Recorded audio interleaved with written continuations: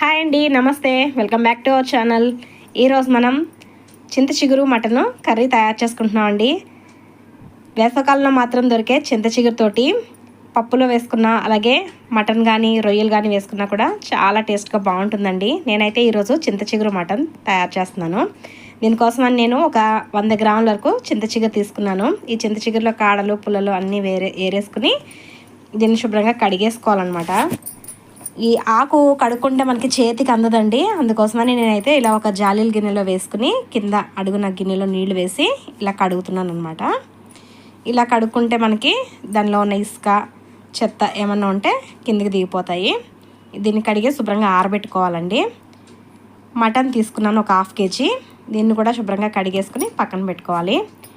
ఇప్పుడు స్టవ్ మీద కుక్కర్ పెట్టుకుని దీనిలో ఆయిల్ వేసుకోవాలండి. నేను కుక్కర్లో తయారు చేస్తున్నాను ఈ కర్రీని. ఒక 3 గరిటెల వరకు ఆయిల్ వేసుకున్నానండి. ఒక 4 గుప్పిళ్ళ వరకు ఉల్లిపాయ ముక్కలు వేసుకోవాలండి. అలాగే ఒక 4-5 పచ్చిమిర్చి చీలికలు కూడా వేసుకుని ఈ ఉల్లిపాయలని ఎర్రగా వేగేంత వరకు వేయించుకోవాలి. చింత చిగురు అయితే రేట్ ఎక్కువగా ఉందండి. నేను 100 గ్రాములు 50 రూపాయలకి తీసుకున్నాను. లేతగా ఉందండి ఆకు. ఇలా ఉల్లిపాయలు ఎర్రగా వేగిపోయిన తర్వాత ఇందులోకి మనం కడిగి పెట్టుకున్న మటన్ వేసుకుని కలుపుకోవాలండి. ఈ మటన్ని ఒకసారి బాగా కలుపుకోవాలి. మటన్ కొంచెం మగ్గాలన్నమాట. ఇలా అంతా కలుపుకున్న తర్వాత దీనిలోకి ఒక 1/2 స్పూన్ పసుపు, ఒక 2 స్పూన్ల వరకు కారం, రుచికి సరిపడగా ఉప్పు వేసుకోవాలండి. నేను కళ్ళుప్పు వేసుకుంటున్నాను. ఈ ఉప్పు కారం అంతా కూడా మటన్కి పట్టేటట్టుగా ఒకసారి బాగా కలిపేసుకోవాలి. ఇలా అంతా కలుపుకున్న తర్వాత దీనిపైన మూత పెట్టుకోవాలండి. మనం కుక్కర్ మూతని మొత్తం లాక్ చేసుకుని పెట్టుకోకూడదు అనమాట.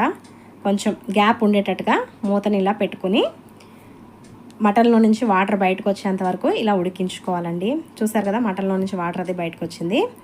ఇప్పుడు ఒకసారి బాగా కలుపుకుని దీనిలోకి 1 గ్లాస్ వరకు నీళ్ళు వేసుకోవాలండి. ఒక పెద్ద గ్లాస్ నీళ్ళే వేసుకోవాలి.